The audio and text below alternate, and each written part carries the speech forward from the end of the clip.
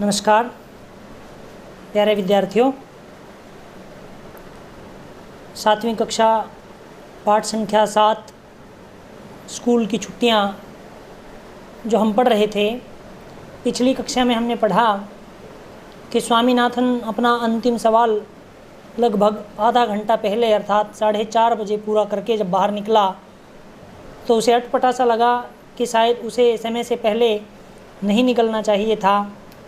तो जब आधे घंटे बाद घंटी बजी, सभी बच्चे बाहर आए तो सभी जो हॉल है वो पूरा कोलाहल से गूंज गया, कोलाहल से भर गया। शोर करने लगे बच्चे, एक दूसरे से पूछने लगे, जैसा आमतौर पर विद्यार्थी परीक्षा हॉल से बाहर आते ही एक दूसरे से अपने प्रश्न विचार विमर्श करते हैं। तो स्वामीनाथन ने एक सहपाठी से पूछा, तुमने आखिरी सवाल के जवाब में क्या लिखा? तुमने बच्चों यहाँ ये सर्वनाम है मध्यम पुरुषवाचक कि तुमने आखिरी सवाल के जवाब में क्या लिखा। एक सहपाठी से, एक साथ पढ़ने वाले विद्यार्थी से पूछा। तो विद्यार्थी ने कहा, कौन सा? शिक्षा वाला? तुम्हें याद नहीं है? अध्यापक ने क्लास में बताया था, सोने के लालच में ब्राह्मण की जान चली गई। अर्थात उससे हमें शिक्षा मिलती है कि हमें लालच नहीं करना चाहिए और सोने के लालच में ब्राह्मण की जान चली गई। ये उद्धरण चिन्ह के अंदर है, अर्थात ज्यों की त्यों कही हुई बात को ज्यों का त्यों लिखा गया है। सोना वहाँ कहाँ था? स्वामीनाथन ने आपत्ति की। आपत्ति का मतलब विरोध, ऐतराज़ जताया उसने कि वहाँ सोना कहाँ था, वहाँ तो सिर्फ सोने की चूड़ियाँ थीं। तुमने इसका जवाब कितना लंबा दिया? बच्चे आमतौर पर पूछते हैं आपस में कि आपने कितनी पंक्तियों में उत्तर लिखा। तो उस बच्चे ने उत्तर दिया कि 1 पृष्ठ। सहपाठी ने उत्तर दिया। स्वामीनाथन को यह उत्तर अच्छा नहीं लगा। उसने सिर्फ 1 पंक्ति लिखी थी। उसने अर्थात उसने स्वयं ने, खुद ने। ये सर्वनाम है। क्या तुम्हें इतना लंबा जवाब नहीं लिखना चाहिए था? तो उसके मन में आया कि क्या उसे भी इतना लंबा जवाब नहीं लिखना चाहिए था। थोड़ी देर बाद उसे राजम और शंकर मिले। हाँ भाई, तुम लोगों को पेपर कैसा लगा? उन्होंने भी पूछा। तुम्हें कैसा लगा? शंकर ने पूछा। बुरा नहीं था, स्वामीनाथन बोला। स्वामीनाथन ने उत्तर दिया कि पेपर जो है, परीक्षा जो है, बुरी नहीं थी, अच्छा पेपर था। मुझे तमिल से ही डर लग रहा था, राजम ने कहा। ये भी उद्धरण चिन्ह के अंदर है। राजम की कही हुई बात को ज्यों का त्यों लिखा गया है। अब लगता है मैं बच गया, अर्थात पेपर जो है वो अच्छा हुआ और मुझे इसी पेपर का डर था। पास होने लायक नंबर तो मिल ही जाएंगे, नहीं ज़्यादा मिलेंगे, A क्लास। शंकर बोला। शंकर ने कहा कि A ग्रेड मिलेगा, A क्लास मिलेगा, अच्छे अंक मिलेंगे, केवल पास होने लायक नहीं मिलेंगे। अरे सुनो, स्वामीनाथन कहने लगा, एक बेवकूफ़ ने शिक्षा वाले सवाल के जवाब में पूरा पृष्ठ लिख डाला है। मैंने तो 3/4 पृष्ठ ही भरा। राजम बोला। अर्थात 3/4 पृष्ठ ही उसने भरा है। और उसने, स्वामीनाथन ने कहा कि एक बेवकूफ़ है जिसने उस शिक्षा वाले सवाल के जवाब में पूरा पृष्ठ ही भर डाला। ऐसे आश्चर्य जताते हुए उसने कहा, और खुद कहता है कि मैंने तो 3/4 पृष्ठ ही भरा है। राजम बोला। और अब देखेंगे बच्चों, और मैंने आधे से कुछ ज़्यादा। शंकर ने कहा, इन मामलों का विशेषज्ञ माना जाता था।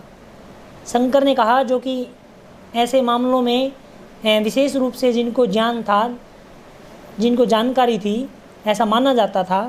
उसने कहा कि मैंने आधे से ज़्यादा, कुछ ज़्यादा पृष्ठ जो है वो भरा है। मैंने भी इतना ही लिखा, लगभग आधा पृष्ठ।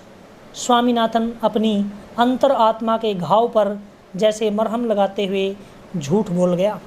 अर्थात उसने बहुत छोटा उत्तर लिखा था, कम उत्तर लिखा था, लेकिन अपनी अंतर आत्मा के घाव को जैसे उसने मरहम लगाया, अपने आप को सांत्वना देने के लिए जैसे उसने झूठ बोला हो। उसने कहा, कि मैंने भी लगभग आधे पृष्ठ जितना उत्तर लिखा है। उस क्षण के लिए उसने अपने झूठ पर विश्वास भी कर लिया, अर्थात उसने महसूस नहीं होने दिया कि वह झूठ बोल रहा है। अरे तुम लोग जानते हो ना, कल से स्कूल की छुट्टी, तो फिर कल क्या करोगे? किसी ने पूछा। मैं अपनी किताबें चूल्हे में डाल दूंगा, स्वामीनाथन बोला। स्वामीनाथन ने कहा कि मैं अपनी किताबों को कल जला दूंगा। शंकर ने कहा, मेरे पिता ने छुट्टियों में पढ़ने के लिए नई किताबें मुझे खरीद दी हैं, जहाज़ी सिंदबाद, अली बाबा आदि। शंकर ने कहा कि मेरे पिताजी ने छुट्टियों में पढ़ने के लिए कुछ किताबें खरीदी हैं, जैसे जहाज़ी सिंदबाद और अली बाबा आदि। तो मणि हाथ ऊपर उठाकर रोता झींकता हुआ आया। मणि जो उनका मित्र है, वक्त बहुत ही कम था, वरना मैं आखिरी सवाल को तो उड़ा सकता था। उसके अंतिम प्रश्न के विषय में और अलग विचार हैं। उसने कहा कि मेरे पास समय कम था, नहीं तो मैं अंतिम प्रश्न को अच्छे ढंग से लिखता। मटर भी कहीं से प्रकट हुआ। उसके बाएं गाल पर स्याही की बड़ी लकीर थी। 15 मिनट बाद फिर घंटी बजी। सारा स्कूल हॉल में इकट्ठा हो गया। सबके चेहरों पर खुशी थी और बातों में अच्छी दोस्ती की झलक थी। अब सभी जो है वो अच्छे दोस्त नज़र आ रहे थे, क्योंकि स्कूल की छुट्टियां जो हैं वो हो गई थी, अंतिम परीक्षा थी। सभी प्रसन्न थे। अध्यापक भी अपनापन दर्शाते हुए खुश लग रहे थे। अपना से भाववाचक संज्ञा बनी है बच्चों, अपनापन। इसी तरह हेडमास्टर मंच पर आए और शोर के थमने का इंतज़ार करने के बाद उन्होंने छोटा सा भाषण दिया। उन्होंने, ये सर्वनाम पद है, प्रथम पुरुषवाचक या अन्य पुरुषवाचक सर्वनाम है। उन्होंने कहा कि स्कूल जून की 10 तारीख तक बंद रहेगा। आपसे पूछ सकता है कि स्कूल कब तक बंद रहेगा? तो स्कूल जून की 19 तारीख तक बंद रहेगा और 20 जून को खुलेगा। उन्होंने आशा व्यक्त की कि लड़के अपना समय नष्ट नहीं करेंगे और कहानियों की किताबें पढ़ते रहेंगे तथा अगली क्लास की किताबों पर नज़र डालते रहेंगे। अर्थात हेडमास्टर ने मंच पर आकर के एक छोटा सा भाषण दिया और बताया कि स्कूल की जो छुट्टियां हैं वो जून की 19 तारीख तक रहेंगी और 20 जून से विद्यालय जो है पुनः खुल जाएगा। और उन्होंने आशा व्यक्त की कि सभी लड़के जो हैं अपना खेलने कूदने में समय नष्ट नहीं करेंगे और कहानियों की किताबें भी पढ़ेंगे और अगली कक्षा के पाठ्यक्रम पर भी नज़र डालेंगे। अर्थात हमें जो छुट्टियां हैं वो केवल खेलने कूदने में ही व्यर्थ नहीं करनी चाहिए, बल्कि हमें अगली कक्षा के पाठ्यक्रम पर भी नज़र डाल लेनी चाहिए, अथवा ज्ञानवर्धक जो कहानियाँ या अन्य किताबें हैं उनको भी पढ़ना चाहिए। उस खाली समय में उसका सदुपयोग करना चाहिए, क्योंकि वे आशा करते हैं कि सब अगली कक्षा में जाएंगे। अर्थात सभी अगली कक्षा में चले जाएंगे ऐसी उम्मीद है, इसलिए सब बच्चे अगली कक्षा की किताबों पर नज़र डालेंगे। अब 1 मिनट और प्रार्थना होगी और उसके बाद सब लड़के अपने अपने घर जा सकते हैं। प्रार्थना के अंत में जैसे तूफान आ गया, ऊंची आवाज़ों और चिल्लाहटों का झुंड रेले की तरह हॉल से बाहर निकला। रेला अर्थात समूह।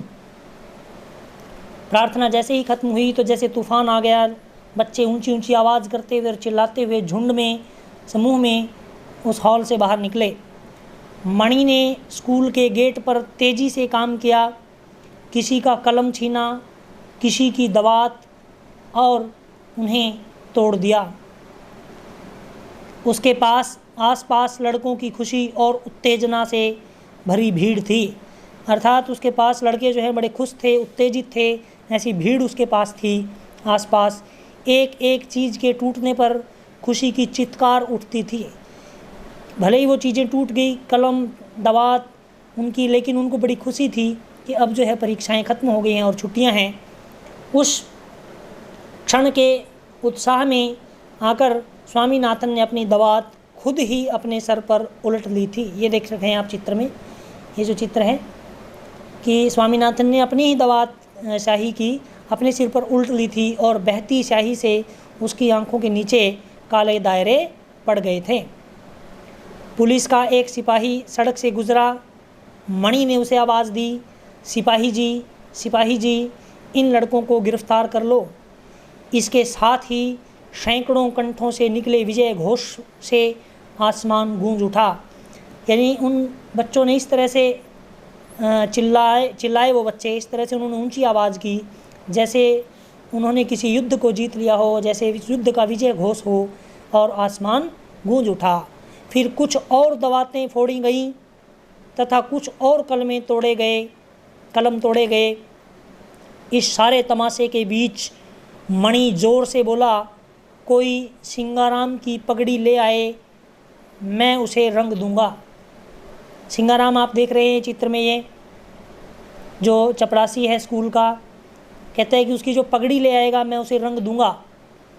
स्कूल का चपरासी सिंगाराम एकमात्र व्यक्ति था जो आज़ादी के इस उत्साह से प्रभावित नहीं था। जैसे ही उसके कानों में भनक पड़ी कि उसकी पगड़ी को रंगने की योजना बन रही है, वह डंडा लेकर भीड़ की तरफ दौड़ा और उधम मचाने वालों को तितर बितर कर दिया। इसके लेखक है बच्चों R.K. नारायण।